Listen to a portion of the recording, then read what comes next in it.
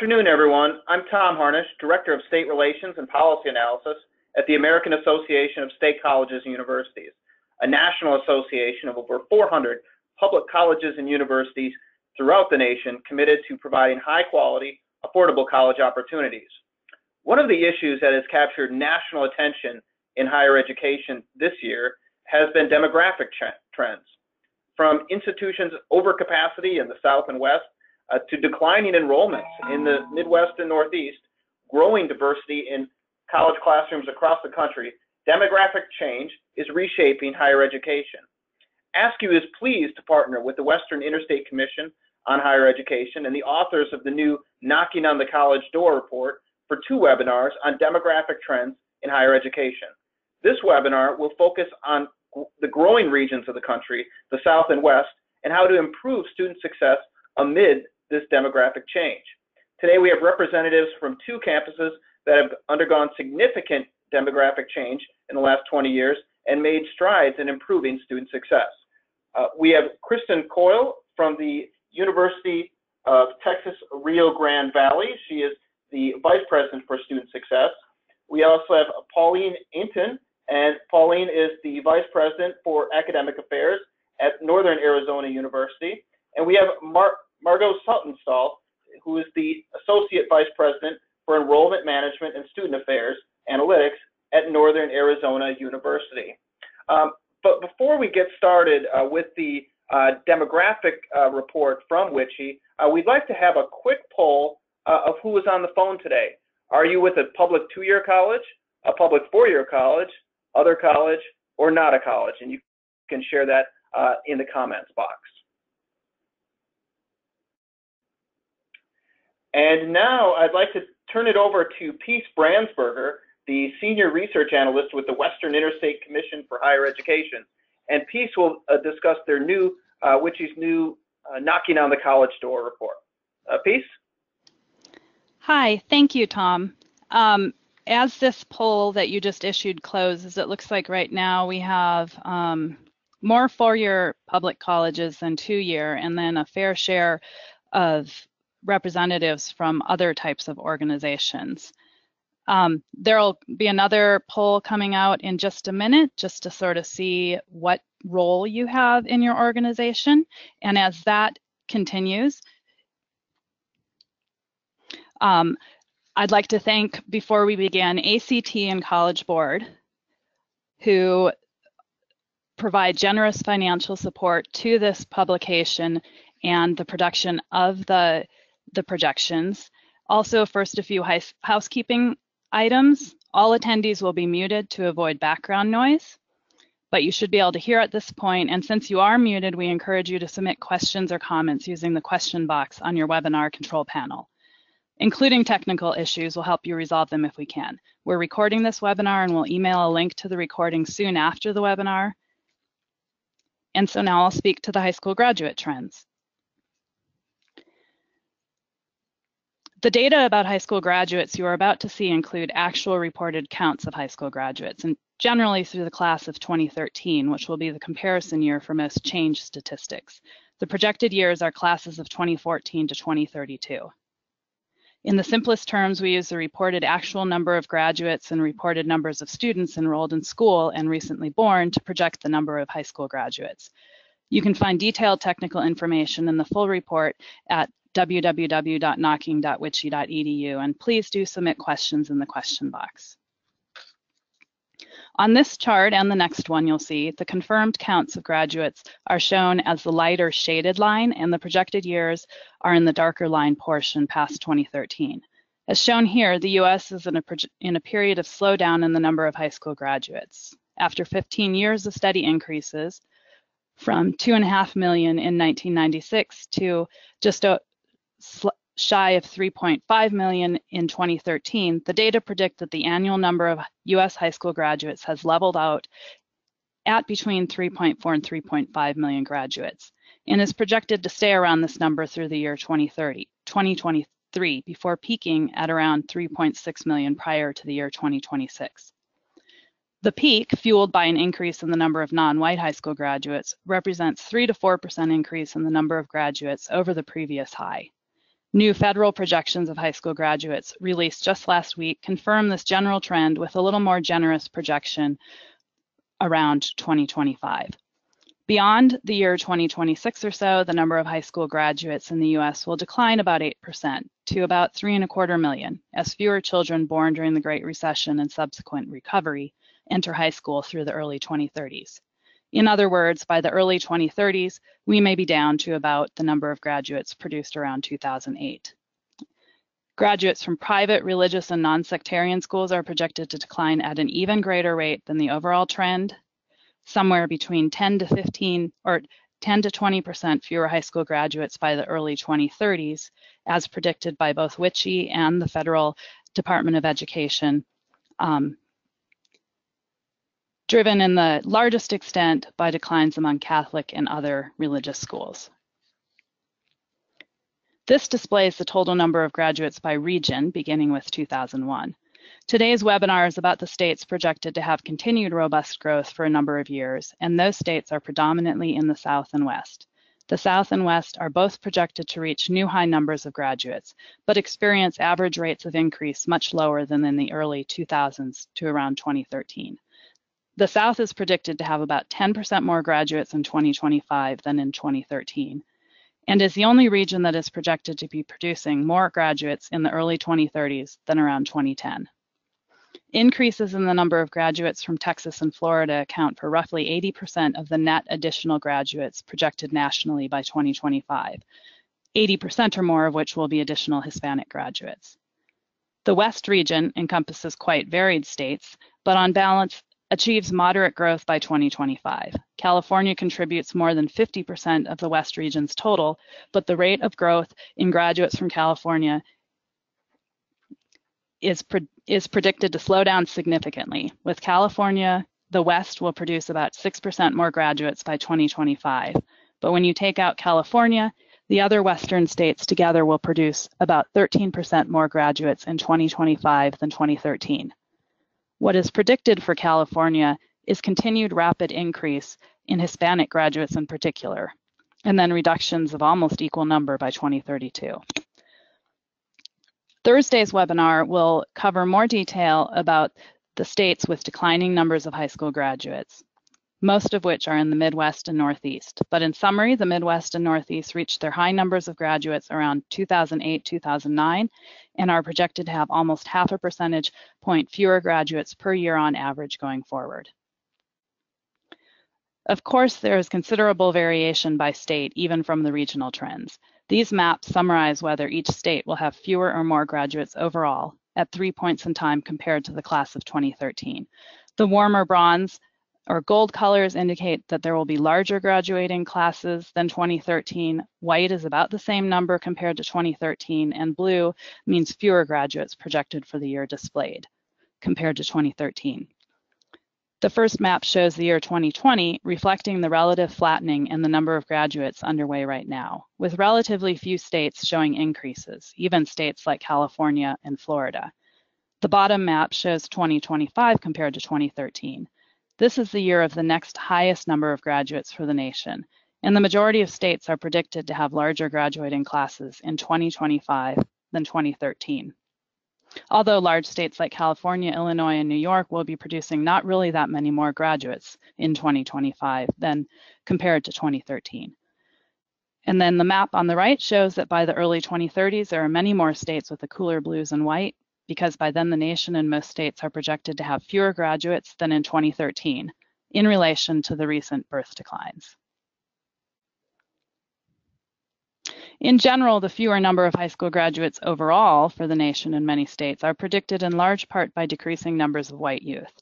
That is indicated here in the blue bars, showing that 6 to 14% fewer white high school graduates are projected between 2020 and 2032 compared to 2013.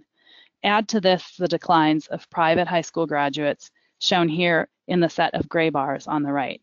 Meanwhile, growing numbers of Hispanic and Asian Pacific Islander graduates offset these decreasing numbers of white high school graduates and private graduates, nationally at least. In 2020 and the years leading up to it, strong offsetting increases of Hispanic and Asian Pacific Islander high school graduates lead to the overall flat trend that was shown in previous line charts. By 2025, the surge in Hispanic high school graduates plus 14% increase in the number of Asian Pacific Islander graduates offsets the fewer number of white and private high school graduates by almost 2 to 1, which is what accounts for the short period of growth that looked like a bump on the line charts. But by 2032, recent steep decreases in the number of babies born indicates there will be contraction in high school graduates in the early 2030s of every type except Asian Pacific Islander graduates. Nationally, there will be slightly fewer Black high school graduates in most of the projected years, and American Indian, Alaska Native graduates are also projected to decline in number. Now we'll take a quick state-by-state glance at this theme for our regions of growth. These charts show the average annual number of fewer or more high school graduates between 2025 compared to 2013 by student race ethnicity. Here for the West, California is set off to the left on a different number scale because it dominates the region and has a trend opposite of the rest of the Western states. Continued strong average annual increases in the number of Hispanic high school graduates from California will not be enough to offset the much greater decrease in the number of graduates from all other types, leading to basically flat numbers of California graduates overall through 2025. But the other Western states are projected to have strong annual average increases of graduates, with contributions from virtually all student populations in each state, but led in numbers by increasing numbers of Hispanic high school grads. And since we'll hear from folks in Arizona, it's worth noting a few interesting things in their trends. Similar to California, the data predict a strong surge in additional Hispanic graduates between 2013 and 2025, followed by a rapid decrease of almost the same magnitude between 2025 and 2032, which reflects steeper than average recent birth declines in the state of Arizona. But the number of Black and Asian Pacific Islander graduates in Arizona continue increasing even after 2025, albeit at relatively smaller scale. White high school graduates will be about 10% fewer in number by the early 2030s in Arizona. Meanwhile, in the South, increasing numbers of high school graduates from Texas, set off to the left again, lead the regional trend of annual average increase in the number of high school grads.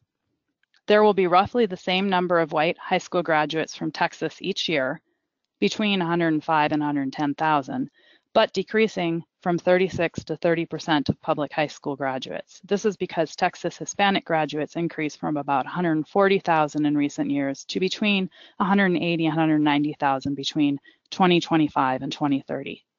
Texas Black high school graduates and Asian Pacific Islander public high school graduates also increase in most years, with between 10 and 15% more Black graduates and even more rapid increases of Asian Pacific Islander graduates, almost doubling in number by the early 2030s. The numbers from Texas dwarf numbers from other southern states, but similar to Texas, high population states like Florida and Georgia are projected to have continuing strong increases in the number of Hispanic, Black, and Asian Pacific Islander graduates. North Carolina, Maryland, and Virginia will also, accepting the predicted declines of Black high school graduates in those states. Similar patterns are projected for the other southern states to varying degrees and number of graduates. In the region as a whole, Hispanic high school graduates are projected to have surpassed the number of Black high school graduates. It's important to point out that while non-white graduates are growing in number, minority students continue to graduate at lower than average rates. In particular for the South and West, which are nonetheless in the midst of strong population growth and diversification, the numbers I've presented would be even greater if minority and male students graduated at least at the average rate. WICHE just released new, more detailed projections for male and female graduates, which help to quantify how graduation gaps for minorities and males hold back the total possible number of graduates. At this point, I'm going to pause very briefly and see if we have any questions in the queue that it would be worth clarifying at this moment for the audience. So I'll pause briefly and before I turn it over to our colleagues.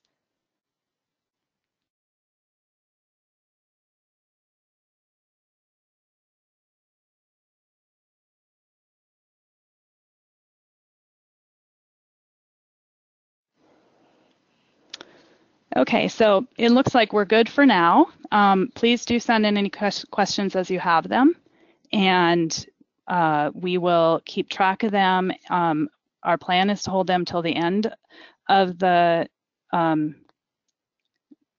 comments from our panelists at about 1/4 to the hour. And so now I'm going to turn it over to our colleagues from Northern Arizona University.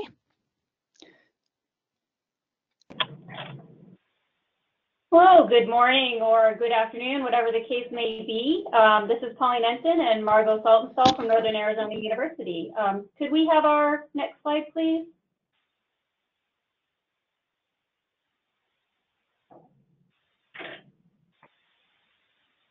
Could we get a slide, please?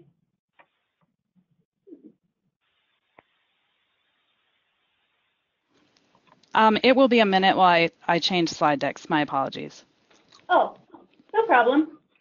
If you want to go ahead and keep talking. So Northern Arizona University is located in Flagstaff, Arizona. For those of you unfamiliar with Flagstaff, that's about 150 miles from Phoenix. It's only about 70 miles to the Grand Canyon. And one of our notable attributes is we're located at 7,000 feet elevation, which is considerably higher than, say, Denver. We're a fairly big institution. We have this fall 31,000 undergraduate students, and 22,700 of them approximately are in Flagstaff.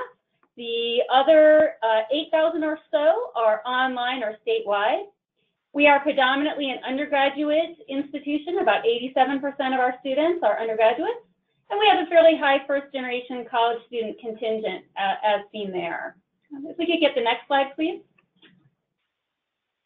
And then consistent with what we saw Peace go through with the WICHE data, we've seen significant demographic changes by ethnicity at our institution. This gives a 12-year view or so, looking by ethnicity, with probably what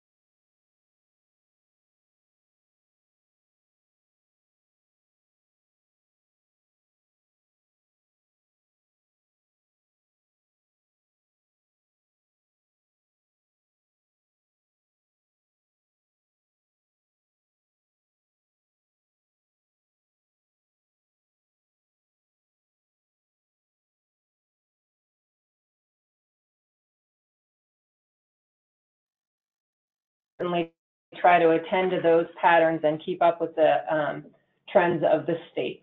On the next slide, we can take a peek at some of the specific growth that we've seen. We've seen in the time period that's displayed in the upper left, we see that our new freshman class enrollment since 2011 has nearly doubled. We see that overall enrollment has grown by about 22% from 2011 to this year, going from about 25,000 to over 30,000, all said with all of our different sites, undergraduate and graduate. What we're seeing in the upper right is a display of our retention. It looks like it's a little bit hard to read, but from 71.8% from the 2012 freshman cohort to this year's most recent data, moving up to nearly 76% retention. The rest of the graph is a projection there, sort of looking at slight growth every year until 2025 with the ultimate goal of reaching an 80% retention rate. And then the last graph that you're seeing there, looking at steady increases in our graduation rate for over that time period of about, this is our 6-year graduation rate of about 6%, what we see overall. And so when we think about how we've been able to grow, certainly we know, if we go to the next slide, that we've enjoyed our region growing. But we also certainly think of what's to come and have been looking at some of the different projections. We are certainly reliant on California and looking at some slowed growth there. We've been paying attention to different kinds of things. And so we're going to run through a couple of our different success strategies, starting with recruitment. We look very closely at who are our competitors, what they offer. Are they 4-year or 2-year institutions? Thinking about location, proximity to NAU, what kind of scholarships are students at those institutions receiving, and how competitive are we?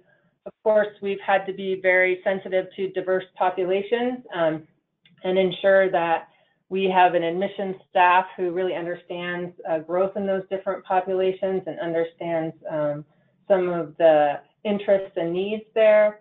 We've really looked at regional growth, like we just saw in the witchy slides, and have had to think well beyond what are our traditional feeder states.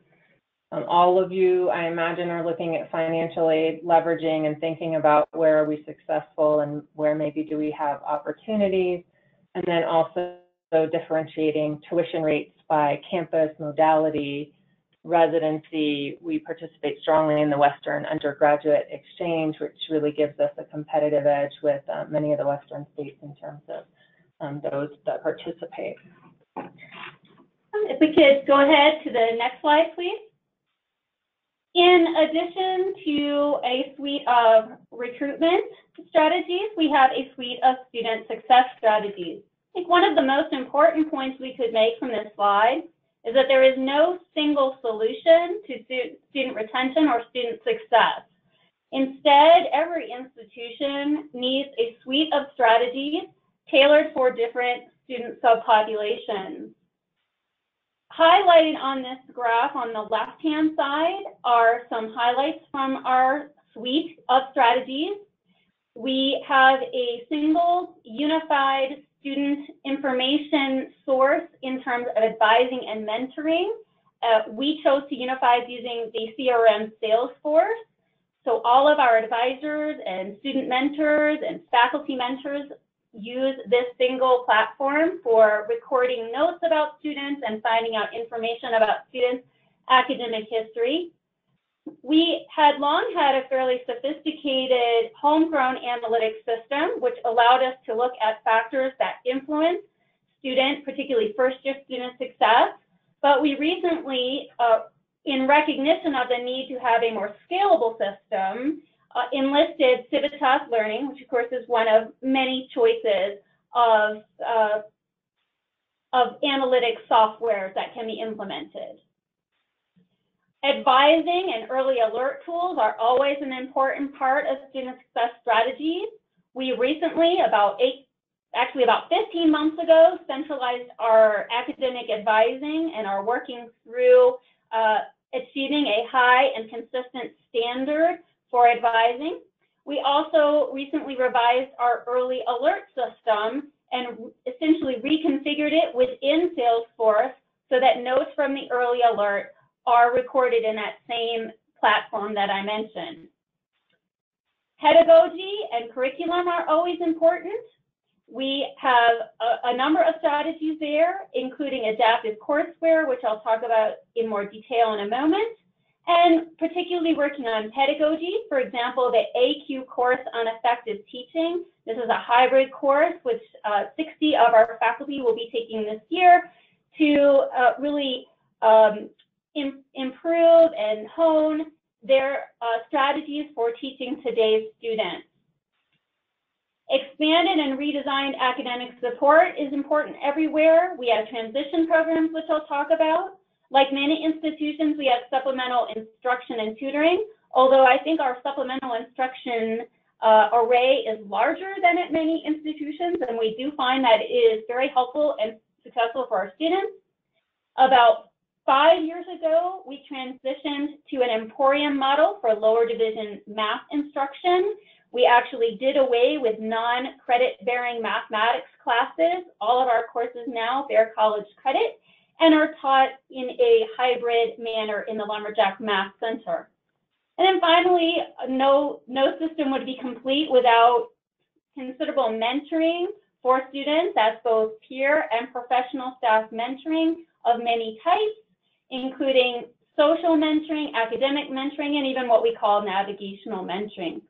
The right-hand side simply shows the way we pictorially conceptualize some of our involvement in student success programs, such as the Ask You and Bill and Melinda Gates Foundation Frontier Set, Reimagine the First Year, and other initiatives that are probably familiar to many of you listening now. If we could have the next slide, please. Adaptive Courseware is a relatively new initiative on our campus. We are targeting high enrollment, lower division, general education, or gateway courses. It's important that the faculty select the courseware, so the faculty have a big role in investigating the options and selecting courseware that they believe will be effective for their individual classes.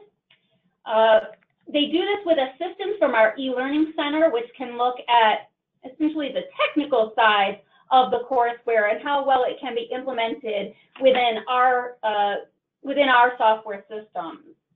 The adaptive courseware replaces the traditional textbook, but of course it includes much more.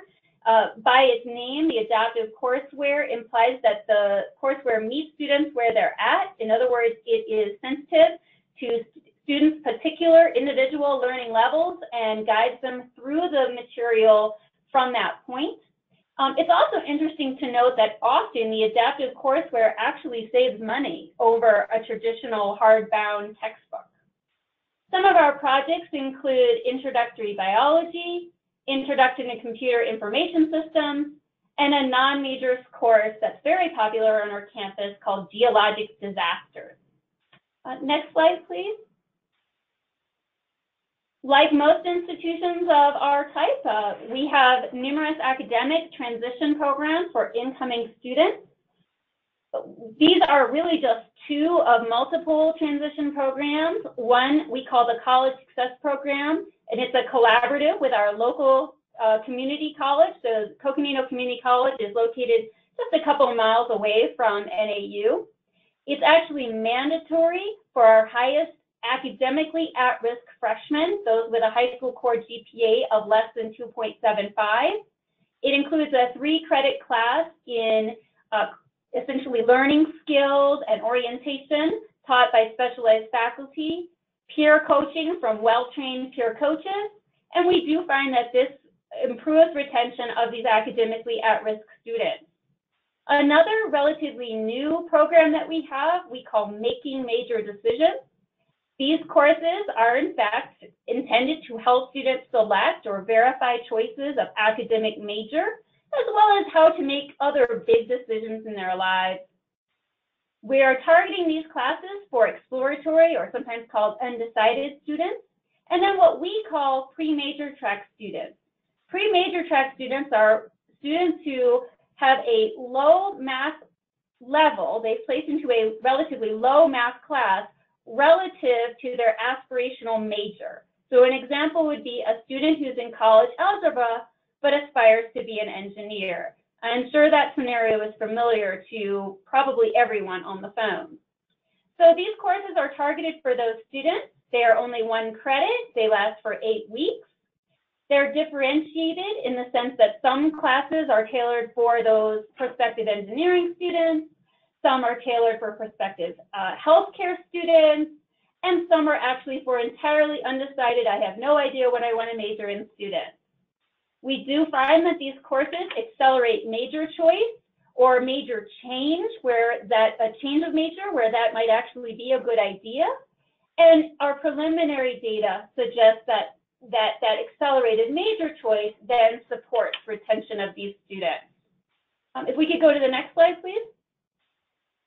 So to highlight a few of the programs on the other side of the house in student affairs that work very collaboratively with many of the academic affairs programs that Pauline just ran through, we picked these two because they really are things that are some of our newer ideas related to student success and represent some refinements that we've gone through over the last few years. So in 2014, to mirror the support that we needed for the growing populations that we were seeing, we created the Office of First Generation Programs and Initiatives with an eye toward thinking that indeed first generation as a population was an increasing population, but it represented many different intersections between populations. We could think of the group certainly as all first generation, but we have a mix of low income, high achievers, low achievers, and I have a variety of different needs that we are striving to meet through this office. And one of the ways that we think about meeting all those different needs are focusing on belonging and help seeking, which we see at times cross-cut many of the different populations who are within the first gen population. So as you can see, a number of things that are fairly traditional supports, a summer bridge program, mentoring, not unlike some of the things that Pauline ran through that are course-based. We have a leadership series that's very specific for our first gen students, and then some support for some of our lower income first generation students. And then we've also taken this mentoring idea that has typically been related to social fit and social adjustment, and not only created some course-based mentoring that we mentioned a moment ago, but also are using our mentors to respond to our early alert system. So we've engaged faculty at a high level in the faculty to student early alert tool, and we have our mentors responding to those alerts as they come in. So students were really leveraging the peer interaction, normalizing help-seeking behavior and the usage of resources, and that just-in-time outreach, which we know is so important for students today. So as those alerts come in and as a faculty member is noticing a student struggling, or as we see mid-semester grades come in that alert us to a student maybe not performing well, we're really reacting very quickly to try to support those students. And of course, that's layered on top of many proactive things that we do to support students in some of our courses that we know may be challenging. So I think it sounds a little bit like we gave you a laundry list of check, and Northern Arizona has this, check, Northern Arizona has that, and sometimes we think about all of our initiatives that way. But I will say that one thing that sets us apart is that we have very robust assessment and evaluation, and we have a very collaborative relationship between academic and student affairs. So we're not just looking at, do we have the programs and initiatives that are best practices, but we're really looking at quality in those programs and measuring impact on various different outcomes like retention or academic success. And we're able to quantify how different initiatives contribute, which I think has been really important as we go through and think about what else do we need, or what do we need to expand, or how else can we better serve our students. So I think that gives you, if we want to go to the next slide, a quick summary of lots of different things going on at Northern Arizona. And I know we'll take questions, but I think we're going to go through another presentation with Kristen first and then circle back. Is that right, everyone? Yeah, thank you, Pauline and Margot. We actually do have a couple of questions already posed that were directed to you. I'm going to hold off on those and take the next few minutes as we'd planned to hear from University of Texas Rio Grande Valley, and then at 1:15, we'll open it up for these questions that are coming in. So hi, this is Kristen Croyle from UT Rio Grande Valley, UTRGV. If I can get my slides, please. Excellent. So there's our beautiful Brownsville campus there. Let's take a look at the next slide. So the Rio Grande Valley, for those of you who are not aware, is in South Texas, way in the southern tip on the Texas-Mexico border. It's not a valley in the true sense. There are no mountains.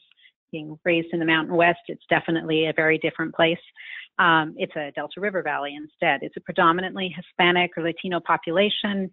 In that region, Hispanic is the preferred term, so that's the term I'm going to use. The Rio Grande Valley has experienced significant population growth for decades and is projected to continue to grow for decades, has very high levels of poverty. The median family income, that's the median family income is $37,500. And we're a relatively isolated community in some ways, so that there's on both sides of the border here, there's millions of people, but when you go north into Texas, the next large cities that you hit are San Antonio and Corpus Christi, and San Antonio is about 250 miles to the north, so it's pretty distant for our students. And we're the only significant higher ed presence in the Valley that offers bachelor's, master's, and doctoral degrees. So we really take our educational mission very seriously, that access to higher education and to bachelor's and advanced degrees is really critical for economic and social mobility and for the prosperity of the region. Next slide, please. So UTRGV has an interesting history. We were launched actually just in fall 2015. So in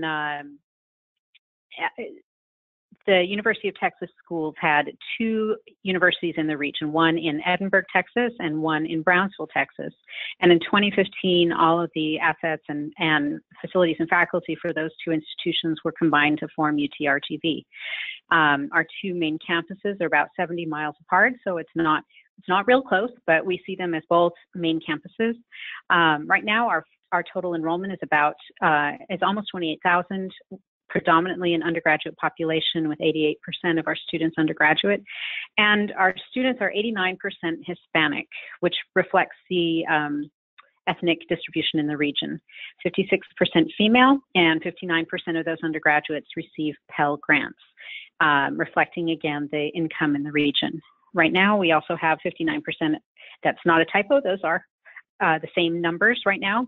59% of our undergraduate students are also first-generation students. And this year we had our largest entering freshman class of 4,500 with an average age of 18.1, which means that our entering freshman class is a pretty traditional class in terms of they've just graduated from high school and they're excited about coming to college.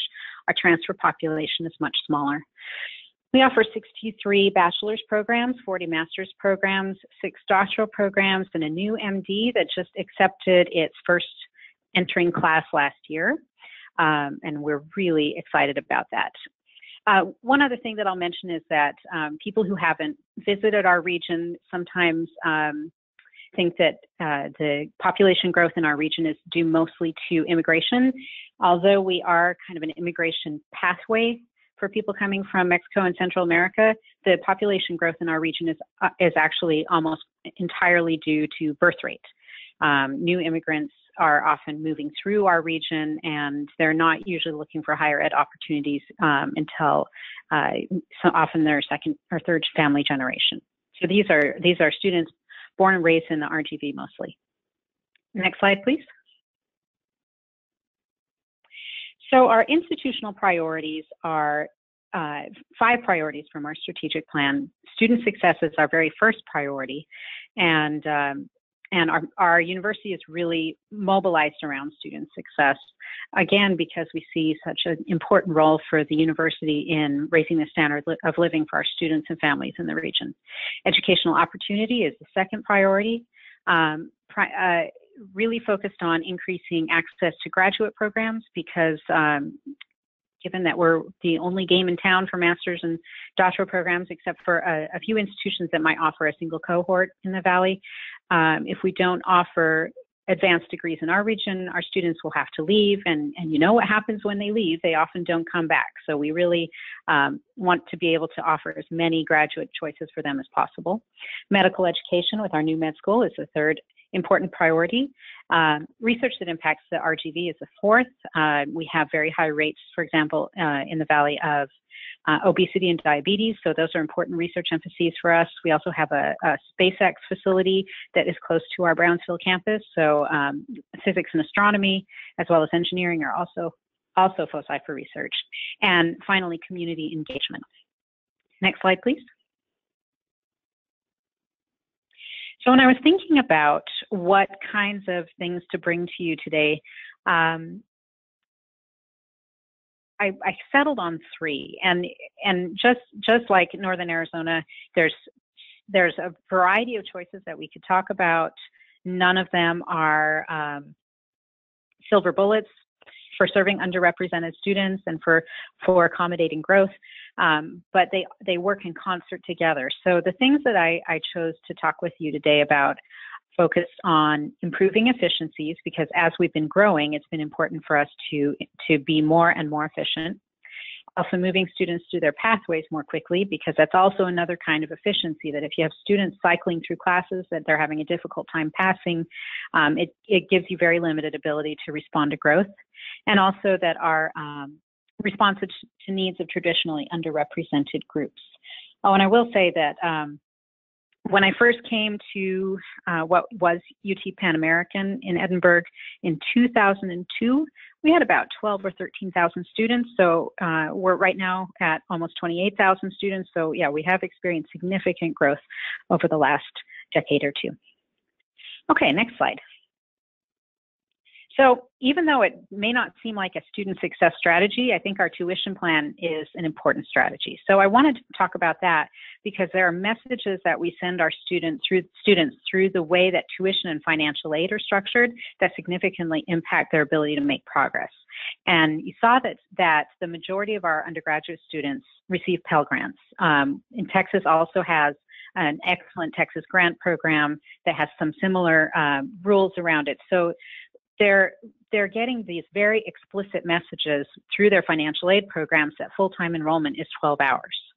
And no matter how many times you say, but if you only take 12 hours a semester and, not everybody passes all of those hours, you're only on track for graduating in 6 years or even longer. So how to combat that messaging in a way that is really powerful for students. So our tuition plan is a way that combats that messaging. So first, we made the tuition plan as easy to understand as we could. In Texas, many universities have long lists of fees because of the way tuition has and has not been regulated and differently than fees. So when we opened UTRGV in 2015, we had a chance to rethink our tuition plan and our fee structure. So we collapsed almost all of our fees straight into tuition, except for those that we were legislatively required to keep as separate fees. So it's very easy to understand for families who have never gotten a bill from a university before. It makes a lot more sense than our old bills used to be.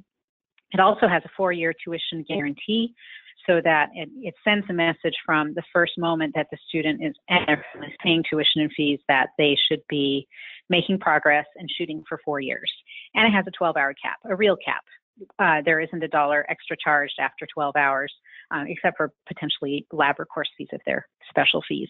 And that 12-hour cap has been incredibly compelling for our students. So in the 2 years since we've been promoting this tuition plan to students, we've seen a 12% increase in students taking 15 hours or more.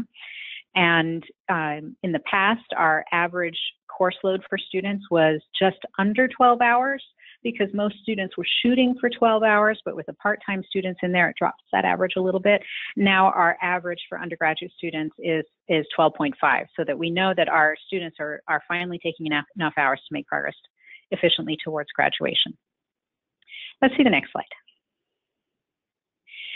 Another thing that we took on was when we opened in 2015, we had to reorganize academic advising. The two institutions that we were bringing together had dramatically different organization structures for academic advising, so we were forced to rethink it. And even if we hadn't been forced to, we would have wanted to anyway. And one thing that we knew is that our students, of course, with a high proportion of first-generation students we want to make sure that they have excellent advising. But at the same time, we didn't have a lot of money to put into advising. So we reorganized, focusing both on improving the services that we provide, but also on improved efficiencies because we couldn't hire a bunch more advisors. So right now, our advising ratio overall is just over 600 to 1. For first, which is high for a university. And if that's not something you work on, trust me, that one's high. For first-year students, it's about 200 to 1, and I'll talk a little bit about that. And one thing that we focused on was timely outreach. A second thing we focused on was high-quality tools. Through timely outreach, we also adopted an advising platform. The platform that we went with was EAB Campus, and honestly, that has been invaluable. It's a little pricey, but for what we're getting from it, it's totally worth its weight in gold. what it allows our advisors to do, for example, is run full semester advising campaign-based outreach calendars. So what that means is they spread their advising load throughout the semester with timely nudging to students saying, okay, right now for our students that we know might be struggling academically, we want to reach out to them early in the semester and make sure that they're settling in well. So they have that calendared so that they save that time for those students. They reach out to that time, to those students at that time, and they bring them in at that time, which also means that if they're doing okay, they don't necessarily have to reach out to them repeatedly after that. What we had seen before is an ebb and flow of students with a huge crush in the middle of the semester when registration would open up, and then much lighter loads throughout the rest of the semester without a focus on reaching students at the time they needed to be reached. So now they're reaching students at the time they needed to be reached. They're also busy all month, every month. So it allows us to use our advisor time more equally throughout the semester. Another thing that we focused on was developing high quality kind of student self-advisement tools. So we had to redesign all of our tools in 2015, which was kind of a trial by fire there. So we started with the straight up degree plans. These are the courses you need. We immediately started working on roadmaps. These are the courses you need, and this is how you could progress through them semester by semester, since we all know planning your way through your degree is a challenge if you haven't already got a degree. And now we're launching our blueprints, which incorporate the roadmap elements, but they also incorporate the kind of advice that students who come from college-educated families are often getting from their parents and from their caring faculty, saying, you know, have you really thought about an internship? This is the time to think about an internship. Have you connected with other students who have your same goals? You need to join a student organization. It has that kind of stuff embedded in it, primarily because we know that our first generation students need that information, but also because we know that if you get that information in the hands of first generation students, it actually benefits everybody. Every student could benefit from that information. And the last one I'm going to mention for you, let's go to the next slide, is our 3-stage orientation and onboarding. The majority of our students are living at home with their families. We have a small on-campus population. So we know that we can't ask them, especially during the summer before they have started, to spend a lot of time on campus. So we don't have a long freshman camp, for example. We have a one-day on-campus orientation with goals that are primarily oriented towards building their affiliation with campus and helping them feel good and excited and confident and getting them registered. Then we have a one-day first-year student welcome camp in August right before the semester starts, again, with the primary goals of connecting them to peers, connecting them to campus, and connecting them with faculty, helping them feel academically confident to go into their first week. And then we have a first-year learning framework course. This is a course that is required for some of our students. We actually think it's good for all of our students, so we try and set the requirements just to get as many students in as possible given the instructional resources we have. So right now we have about 55 to 60% of our freshmen who are required to take the Learning Framework course. And the Learning Framework course intentionally builds in as many of the important first-year experiences that we know the literature says students should have, so that we know that they're getting it in at least one course. So that includes dedicated faculty who are paid just to do this course. That's actually a really important component of it. As the university has grown in other respects, we haven't had to sacrifice this course because we don't have the faculty that are dedicated to it being pulled in other directions. Those faculty are oriented towards student mentoring. So they're faculty who are providing mentoring in the classroom and on a one-to-one basis. It also includes peer-to-peer support and connection. All of those faculty are trained in collaborative learning strategies and build that into the course. It includes intentional connection to campus life and campus resources, challenging, personally relevant content focused on learning, cognition, and motivation. That's actually the course content that they're studying, and academic planning components that they link to that course content. So we know all of those things are good for first-year students, so we try and build it in intentionally into that course. So those are only 3 things that we're working on, but I wanted to highlight those 3 as examples. So that's what I've got for you, and I'm going to pass it back to our facilitators. Thanks so much to all 3 of our panelists. And at this point, we do have a couple of questions that first came in for Northern Arizona.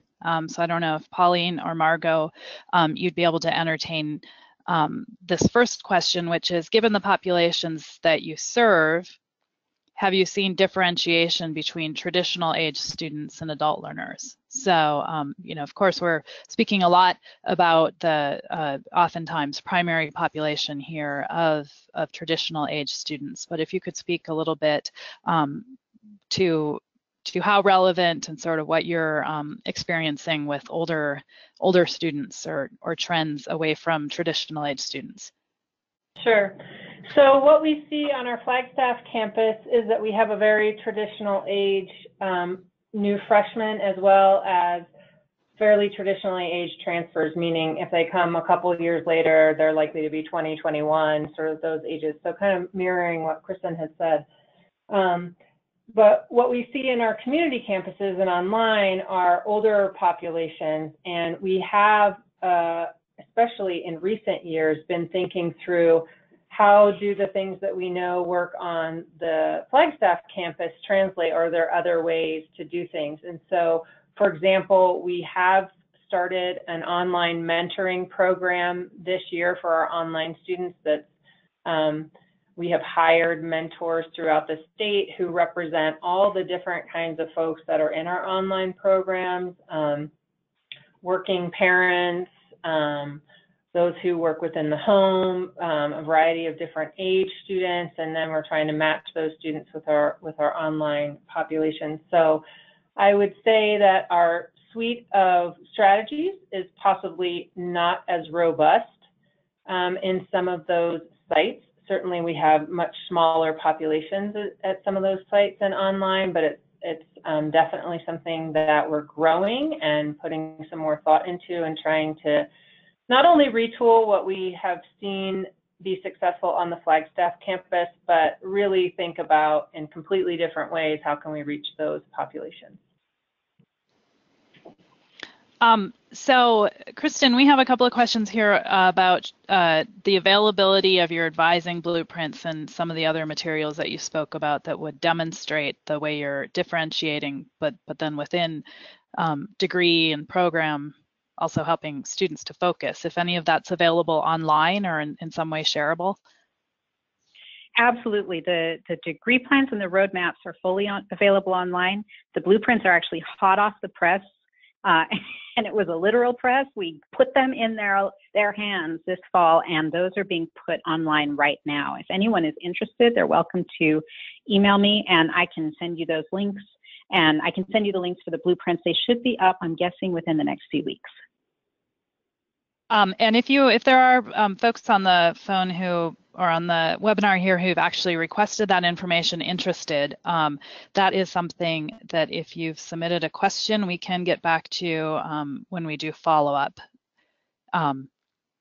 So another question that we had here for Arizona was if you could talk more about the homegrown analytics and what software is used, a little bit more about that. And in fact, I'll take some liberty here and say it sounded to me from both of your presentations and comments at UT RGV and Northern Arizona that the use of technologies you've determined to be worthwhile and helpful seems to be a key part of how you're harnessing so many different initiatives. So if you could, starting with Arizona, speak a little bit about the analytics or some other part of your technology platform you think is top of the list, and then I'll turn it back to Kristen.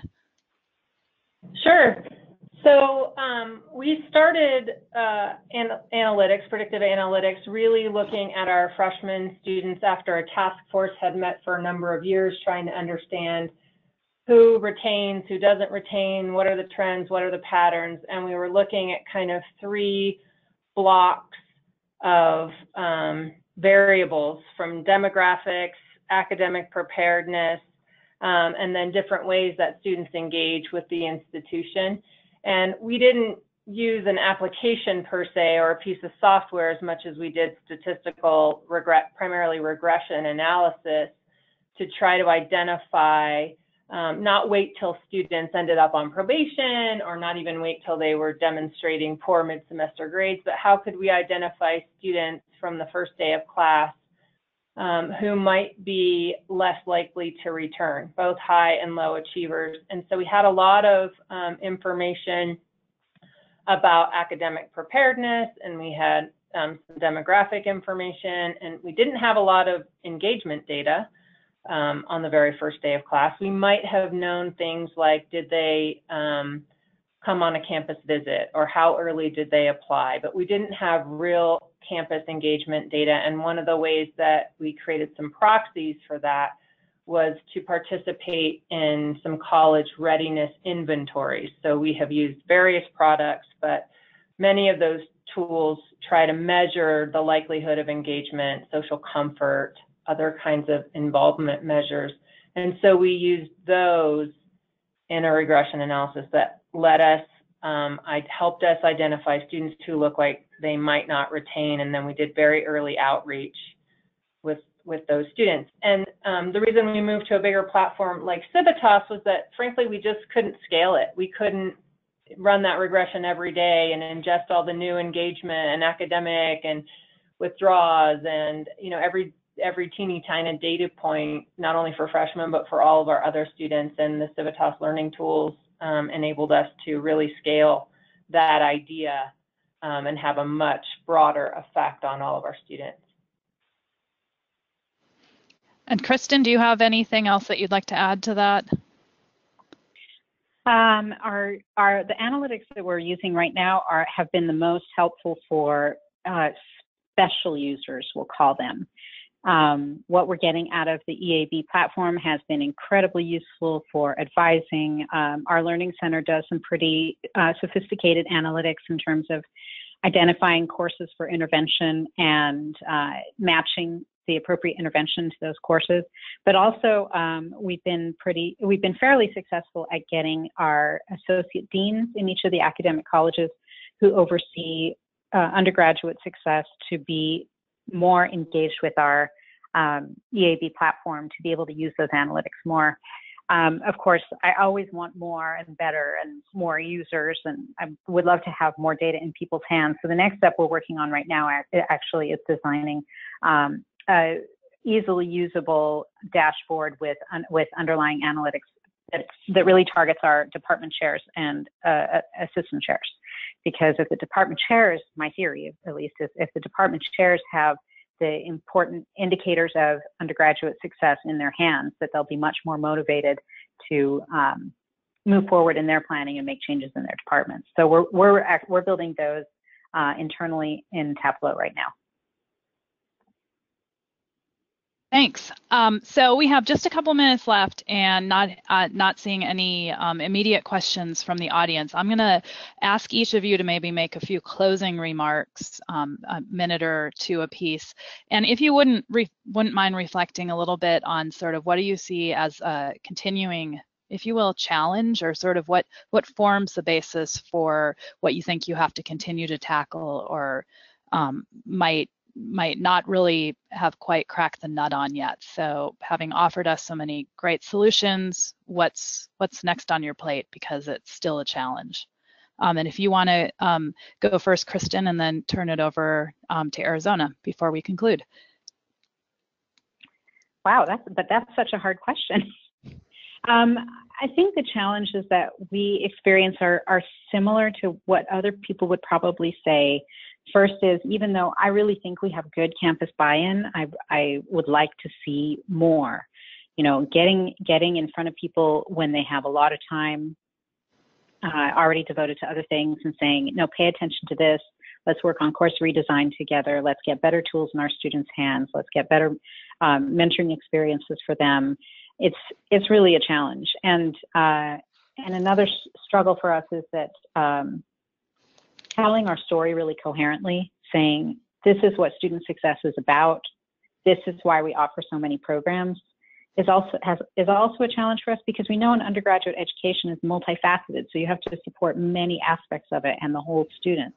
Occasionally, I will hear from people, particularly outside of the institution and outside of the Rio Grande Valley, you know, you serve a high minority student population, you should offer them a basic education, a no-frills education, just to get them out the door and get them a job. And I understand that impulse is to say, let's get them out and get them a job. But we know that they can achieve so much, and shorting them by not giving them those undergraduate research experiences that they would thrive in, or those internship experiences, telling our story that undergraduate education is a really rich, vibrant experience that helps students change and grow, I think will become increasingly challenging as we have more and more minority students in, because of deep biases sometimes from some of the people who make funding decisions for us.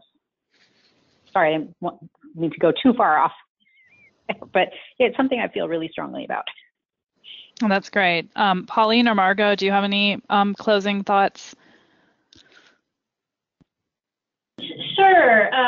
This is Pauline with Margot, and Margot will add a few thoughts as well. But first, we would echo the last thing that Kristen said. I think we face some of the same kinds of pressures here in Northern Arizona, and we appreciate her point that we would want to provide those rich opportunities for all of our students.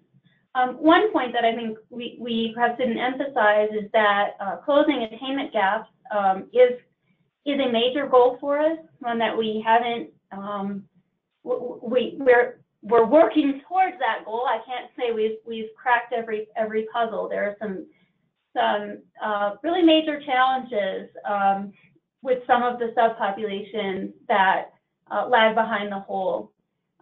So I'd say that's a continuing source of challenge. And I think Margot will add some more broad thoughts.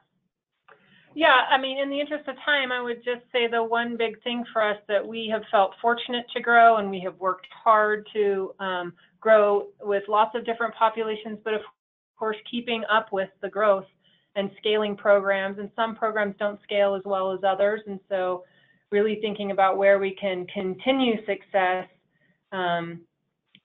with just increasing numbers. I think that's our biggest challenge, and ensuring that we maintain the quality of our class and the quality of our programs, and that we are dedicated to that for each student that comes through our door. I think that's our big challenge. Well, it's actually, in fact, hopeful to hear what you have to think about sort of what's out there as a challenge for you to continue to take on, since it's about facing some of the demographic changes that we know are underway, and you seem really hopeful and dedicated to it. So thank you so much to our panelists for their time, and also for everyone who has attended. There's going to be a brief survey as you exit the webinar, so appreciate if you would take the time to complete that. Just a couple of questions helps us improve, and you might also have something to share back with us. If you submitted a question we didn't get to, we will attempt to email you back with it, and you can also email me in response to the webinar invitation that you received if there's something else that you wanted to follow up with us about. Otherwise, thank you very much for your time, and have a great afternoon.